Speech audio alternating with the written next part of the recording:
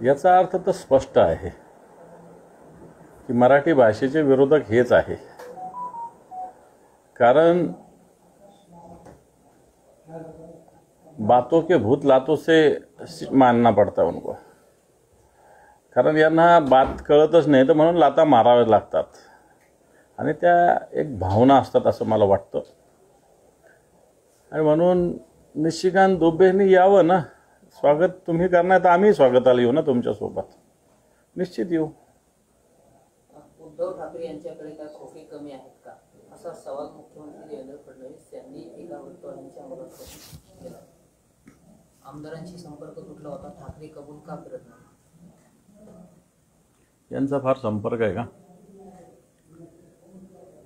यांचा किंवा यांच्या पक्षाच्या नेत्यांचा फार संपर्क आहे का? मला असं वाटतं आमदाराशी संपर्क तुटला वगैरे पेक्षा तुमची ईडी सीबीआय जर बाजूला केली ना आणि पोलीस ही बाजूला केलं तर याच्यातले सगळेच्या सगळे वापस परत धावत येतील या मेंटॅलिटीमध्ये ना. आजही तुमच्या मानसिक दबावाखाली तुमच्याबरोबर काम करतात. बाकी तुमच्याकडं तुम्हाला पाहून येणं असं तुमच्यामध्ये काही नाही आहे. म्हणून जे काही आले एक एक म्हणजे प्रत्येकाची कुंडली आपल्याकडे की कोण कशामुळे केलेलं आहे. जे लोक तुमचेच लोक पत्रकार परिषदा घेऊन याची ईडी त्याची सीबीआय लावत होते तर तुमच्या आता सोबत मांडीला मांडी लावून बसतात. आता तुम्ही काय गोष्टी करतात? आमदाराशी संपर्क कमी झाला आणि हे झाला आणि ते झाला. आमदारांच्या ईडी लावल्या, वेगवेगळ्या इन्क्वायऱ्या लावल्या आणि तुम्ही त्यांना कळायला लावलं. हे तर सगळ्या महाराष्ट्राला माहिती आहे. गोल टोपीवाल्यांना मारा आणि मदरशात मराठी शिकवा असं मंत्री नितेश राणे म्हणाले. नितेश राणे ज्याच्यावर कोणतं आपण रिॲक्शन देऊ नये असं मला स्पष्ट वाटतं. त्यांच्या विचाराला काही व्हॅल्यू नाही. त्यांचे पक्षच व्हॅल्यू देत नाही तर आम्ही काय विचारायचं त्यांना. उद्धव ठाकरे आणि राज ठाकरेंच्या मनात काय आहे ते सांगू शकत नाही, मात्र मुंबई महापालिकेवरती महायुतीचा झेंडा फडकणार असं मुख्यमंत्री देवेंद्र फडणवीस म्हणाले. कोणी थांबवलंय तुम्हाला? त्यांना कोणी थांबवलंय? काल मेघना बोर्डीकरांनी ग्रामसेवकाला धमकी दिल्याचा व्हिडिओ मी नाही बघ. तुम्ही मला जरा काही विषय विचार. तू काय केलं मी काय केलं हे तुम्ही रिॲक्शन नका विचारू मला. माझ्याकडून काय हे काय ते सांगा ना. तुम्ही नितेश राणे बोलला, मेघना बोर्डीकर, मी काय करू त्याला? त्यांचं त्यांना विचारा. मला काय घेणं नाही त्यांच्या. कोल्हापुरातील नागरिक संतापलेले आहेत. कारण त्या ठिकाणी माधुरी हत्ती जी आहे ती अंबानीच्या गार्डनला गेलेली आहे. संताप व्यक्त केला जातोय. जिओचे कार्ड पोट केले जातात आणि अंबानीच्या विरोधामध्ये एक मोठा लढा उभा तयार झालेला आहे. आणि त्यानंतर विरोधी पक्षाची भूमिका काय असणार? विरोधी पक्षाची याच्यात पक्षाचं काही आवश्यकता असण्याची गरज नाही. परंतु ज्या पद्धतीनं एक भावनिक नातं त्या हत्तीनीशी, मला वाटतं महालक्ष्मी का महादेवी नाव आहे, माधुर काय नाव आहे तिचं. आणि आता हे प्राणी संघटनेवाले तर सगळीकडेच जात असतात. ठीक आहे, त्याला उपाय करता येऊ शकतो. परंतु ज्या पद्धतीनं या हत्तीनीशी एक भावनिक नातं आजचं नाही आहे. मागच्या मी जे माहिती घेतली त्याच्याप्रमाणे कित्येक शेकडो वर्षापासून अशा पद्धतीनं ही हत्तीन हिचं भावनिक नातं समाजाशी तर आहे, त्या भागातील जनतेशी आहे. आणि म्हणून ती हत्तीन जर अशा पद्धतीनं अंबानीच्या हवाली करण्यात असेल तर हे चुकीचं आहे. त्यामुळे जनभावना संतप्त झालेली त्या भागातली. मी आत्ताची माहिती घेतली की जे राजू शेट्टी त्यांनी तर सकाळी 4 वाजेपासून पदयात्रा सुरू केलेली आहे. आणि असं एक भावनिक नातं काही आपल्या म्हणजे सगळ्या हिंदुस्थानात असा प्रकार आहे. वेगवेगळ्या ठिकाणी छोट्या छोट्या विषयाशी भावनिक नातं असतं. आणि माझ्या माहितीप्रमाणे जैन बांधवांचं प्रामुख्यानं या हत्तीनीशी भावनिक नातं आहे. आणि मला या सगळ्या परंपरा प्रथा आपण पाळल्या पाहिजे असं मला तरी वाटतं. आणि म्हणून या हत्तीनीशी जी जोडलेल्या भावना आहे याच्याशी सरकारने खेळू नये असं स्पष्टपणे वाटतं. राज्य सरकारमधील बरेचसे मंत्री कुणी रम्मी खेळत आहे, कुणी कुणाला मारायच्या धमक्या देत आहेत. संजय केनेकरांची एक ऑडिओ क्लिप समोर आली ज्यामध्ये एका इसमाने प्रश्न विचारला होता तर त्याला मारायची धमकी दिली, तंगडी तोडायची धमकी दिली. आणि अशा प्रकारे लोकप्रतिनिधी धमक्या देणं कितपत योग्य वाटतं आपल्याला? हे काय पहिलं उदाहरण नाही आहे. हे अनेक उदाहरणं आहेत सत्ताधारी पक्षाच्या लोकांचे. मग ते बुलढाण्याचा आमदाराचा असेल, ते पडळकराचा असेल, ख्रिश्चन बांधवांना ठोकून काढू. आणि आता संजय केनेकर कोणाला बोलले असेल मला माहिती नाही कोणाला बोलले, पण तुम्हाला असं वाटतं असं कोणीच कोणाला बोलू नये असं मला तरी वाटतं. संजय शिरसाटांचे कारण की वक्तव्य समोर आलंय, कोणी 5 कोटी म्हणजे कोणी 5 कोटी मागितले तर माझ्याकडे आमदारांना मी तुम्हाला 10 काय 15 काय त्यापेक्षा जास्त देऊ शकतो, घरचा पैसा थोडासा सरकारचा पैसा. मला वाटतं हीच मनोवृत्ती चुकीची आहे. हीच मनोवृत्ती कलंकितपणा दाखवते, आपल्या भावना दाखवते, आपल्या मनात काय हे दाखवतं की सरकारचा पैसा म्हणजे लुटायचा पैसा आहे. ही भावना जी आहे ना, आपलं काय जातं, आपल्या काय बापाचं जातं. अरे एक एक माणसाचा 1-1 रुपया टॅक्स जमा करून हे राज्य तयार होत असतं, हे राज्य बनत असतं. आणि म्हणून आपल्या बापाचं काय जातं, तुमच्या बापाचं जात नसेल पण जनतेच्या बापाचं जातं आहे ना. आणि म्हणून ह्या असे जे शब्द आहे, आपल्या बापाचं काय जातं, म्हणजे जनतेशी यांना देणं घेणं नाही, जनतेला लुटा आणि अशा पद्धतीने जिथं जिथं द्यायचं ते द्या, ही मानसिकता याच्यातून दिसते. बरं, एकीकडे म्हणतात की तुम्हाला पाहिजे तेवढे पैसे घ्या, मात्र दुसरीकडे शेतकऱ्यांची जी योजना होती 1 रुपयात पीक विमा बंद केली आहे, त्यामुळे लाखो शेतकऱ्यांनी प्रत्येक जिल्ह्यामध्ये पीक विमे भरलेले नाहीयेत. येणाऱ्या काही दिवसांमध्ये अडचण निर्माण होऊ शकते. एक तर पीक विमा योजना जी 1 रुपयात होती त्याच्यामुळं मोठ्या प्रमाणावर मागच्या वर्षी माझ्या माहितीप्रमाणे 1.5 कोटीच्या वर जवळपास 1,60-70-75 67 लाखाच्या आसपास शेतकऱ्यांनी पीक विमा भरला होता. यावर्षी आत्तापर्यंत 87-88 लाख शेतकऱ्यांनीच पीक विमा भरलेला आहे. अजून 14 ऑगस्ट तारीख आहे.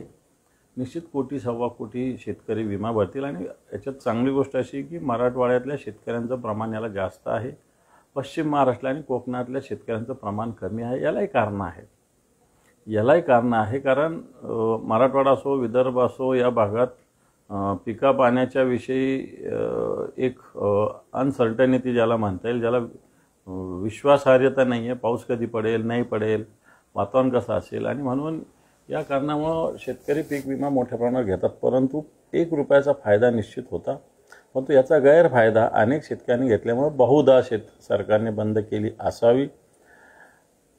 परंतु शेतकऱ्यांनी विमा भरला पाहिजे अशा मताचा मी तरी आहे. 50 खोके एकदम ओके ही म्हण ज्यांनी सुरू केली होती, जे गोरंट्याल, त्यांनी अखेर दुसरा रस्ता पकडला आणि ज्या पक्षात गेले त्यात नेत्याचं त्यांचं जमत नाहीये. मग तुम्हाला असं वाटतंय का एकत्रित युती झाली, सत्ता आली, मग शिंदे सेनेतील नेत्यांना बाहेरचे नेते इनकमिंग करून त्यांच्या खांद्यावर डोक्यावर बसवले जात आहेत, डोक्याची घंटा आहे? नाही, त्यांचं कोणाशी जमत नाही असं म्हटलं. अर्जुन खोतकर थोडी त्यांचे नेते आहेत. अर्जुन खोतकर वेगळ्या पक्षात आहे. कैलास गोरंट्याल भारतीय जनता पार्टीत गेले आणि भारतीय जनता पार्टी शिंदेचा पक्ष एक थोडी आहे. खरं तर आता 50 खोके एकदम ओकेची कैलास गोरंट्याल यांनी घोषणा दिली होती, हे खोके पुरवणारे हेच भारतीय जनता पार्टीचे लोक आहे आणि आता ते तिथंच जाऊन बसलेले. ही वैचारिक दिवाळखोरी आहे. खासदार नारायण राणे असं म्हणतात की ठाकरे घराणंच नव्हे तर उद्धव ठाकरेंची शिवसेना संपवायला मी बसलोय.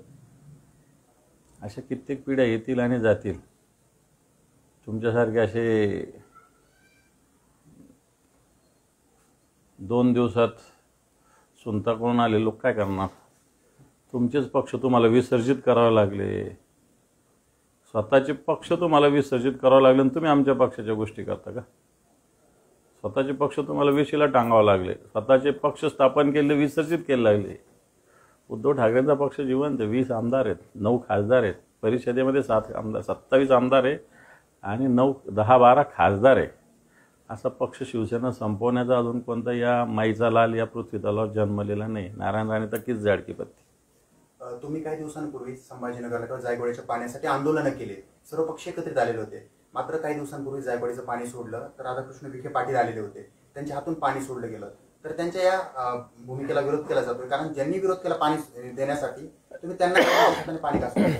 हे नाटक होतं. हे पाणी सोडणं आणि ते आम्ही पाणी मागणं ह्याच्यात फरक आहे. हे पाणी सोडलं, ते ओव्हरफ्लो झालं, तिकडचे सगळे वरचे धरणं म्हणून सोडलेलं आहे. परंतु जो हक्काचा वाटा आहे, वरच्या धरणाला 85% पाणी मिळतं आणि खालच्या धरणाला 64% आणि ते 55% पण आणण्याचा प्रयत्न चालू आहे. त्या धोरणाला आमचा विरोध आहे. याशी काही 4 दरवाजे 2 दिवस उघडले त्यांनी पाणी थोडी येत असतं. तो एक पावसाळ्यामध्ये वरती नाशिक वगैरे भागात मोठा पाऊस झाला, तिकडची धरणं तुडुंब भरली म्हणून सोडलेलं. हे काही पाणी नियमित सोडणार आहे का? नियमित जे धोरण ठरलेलं ते अंमलबजावणी करणार आहे का? तर विखेंनी याला विरोध केलेला आहे. विखेंनी या सगळ्या पाण्याच्या संदर्भात स्वतः त्यांची संस्था याविरुद्ध सुप्रीम कोर्टात गेली होती, परंतु मराठवाड्यातल्या जनतेनं त्याच्यावर विजय प्राप्त केला आहे. आणि खऱ्या अर्थानं मराठवाड्याला पाणी देण्याचे विरोधक कोण असेल तर ते विखे पाटील आहेत. आणि त्यामुळे असं पाणी सोडणं म्हणजे काय पाणी येणं असा त्याचा अर्थ नाही आहे. सोमनाथ सूर्यवंशी प्रकरणात अज्ञात व्यक्तींविरोधात गुन्हे दाखल झालेले आहेत. पोलिसांविरोधात गुन्हे दाखल करण्याचे आदेश कोर्टानं दिले होते. सोमनाथ सूर्यवंशींचा जो मृत्यू झाला हा पोलीस कोठडीत झाला. कोणता माणूस तर त्याला भेटला नाही, कोणता व्यक्ती तर त्याच्याकडे गेला नाही. याचाच अर्थ पोलीसच त्याच्यासोबत होते, बाकी कोण होतं. अज्ञात कोण असेल तर ते पोलीसच असतील. आणि म्हणून या संबंधित पोलिसावर कारवाई केली पाहिजे ही मागणी सोमनाथ सूर्यवंशींची आई भाऊ यांनी सुप्रीम कोर्टापर्यंत जाऊन केली आहे. खालच्या कोर्टाने वरच्या कोर्टाने सुद्धा अशाच पद्धतीनं निकाल दिलेला असताना सरकार वेगळ्या पद्धतीनं या निकालाचा अर्थ लावते, परंतु जनता त्याला निश्चित ज्या ज्या वेळेस वेळ येईल त्यास उत्तर देईल. थँक्यू. कशाचा? औरंगजेबाची जी कबर आहे त्या ठिकाणी जे बोर्ड लावलं तिथं आलमगीर असा शब्द लावलेला आहे. तर काही हिंदुत्ववादी संघटना म्हणतात की आलमगीर हा शब्द काढण्यात यावा, आलमगीर तिथं लावू नये. हां बरोबर आहे ना, औरंगजेब लावा फक्त. तसं जे पत्र आहे आमदार आहे, माझे आमदार त्यांनी बावनकुळे दिले, बावनकुळेंनी ते आदेश दिलेले असं त्यांनी म्हटलं. ते निवेदन घेऊन आज कलेक्टर भेटायला जाणार. कोण माझे आमदार? निलेश शिंदे के नाव त्यांचं. हां निलेश शिंदे के नाव. निलेश शिंदे थोडे आमदार आहे. कोण निलेश शिंदे? नितीन शिंदे आमदार, माझे आमदार. नितीन शिंदे आपल्या इथले नाही मग ते तिकडचे, पण त्यांनी बावनकुळ्यांना पत्र दिले त्या ठिकाणी जे मजार आहे त्याचा जो बोर्ड आहे तो काढून टाकावा. पण तिथं कुठं बोर्ड आहे औरंगजेब? आलमगीर नाही आता, नवीन लागला असेल, पण आधी काढला होता तो औरंगजेब लिहिलेला होता. औरंगजेबाला तर आलमगीर लिहायची काही गरज नाही, हे तर सत्य आहे. गोट्या गीतेचा एक व्हिडिओ व्हायरल झाला आहे, त्यात तो वाल्मिक कराड दैवत आहे आणि धनंजय मुंडेंना टार्गेट करू नका असं म्हणतोय. जितेंद्र आव्हाड बंधारी समाजाचे नाही असंच ते म्हणतात. समाज वगैरे भानगडीत मी जात नाही, परंतु एक गुन्हेगार जो वॉन्टेड आहे तो खुलेआम 8-9 मिनिटाचा व्हिडिओ एका रेल्वे ट्रॅकवर बसून काढतोय आणि पोलिसांना तो सापडत नाही. हे दुर्दैव आहे सगळ्यात महत्त्वाचं. तो गोट्या गीते काय बोलला हा विषय द्या सोडून, कोणाविषयी बोलला हा सोडून द्या. असं बोलल्याने काही फरक पडत नसतो. पण तो 9 मिनिटाचा व्हिडिओ काढतो आणि पोलिसांना तो वॉन्टेड असलेला गोट्या गीते आहे. मग महादेव मुंडे कोण आहे? समजा जितेंद्र आव्हाडांनी मागणी केली असेल, समाजाचा उल्लेख केला तर महादेव मुंडे कोण आहे? वंजारीच आहे ना. मग तुम्ही जर आपल्या समाज बांधवाची हत्या तुम्ही करता तर मला असं वाटतं याच्यात तर पाप नाही ना. आपल्या काय कोणत्याच समाजाच्या याच्या हत्या काय पर्याय नाही. आपण विचाराने लढा लढू शकतो. आणि म्हणून जितेंद्र आव्हाडविषयी ते बोलले असेल, कोण वंजारी कोण आहे नाही हा मुद्दा महत्त्वाचा नाही, परंतु हे सगळे खुनी लोक आहेत आणि हे पोलिसांना सापडत नाही, पण व्हिडिओ व्हायरल करतात. आपण मोठ्या टेक्नॉलॉजीच्या गोष्टी करतो, AI च्या गोष्टी करतो. या सगळ्या काळामध्ये मला असं वाटतं हे पोलिसांना आणि सरकारला चॅलेंज आहे. योगेंद्र पवार यांच्या सातापुड्यात दोन्ही पवार एकत्र आले.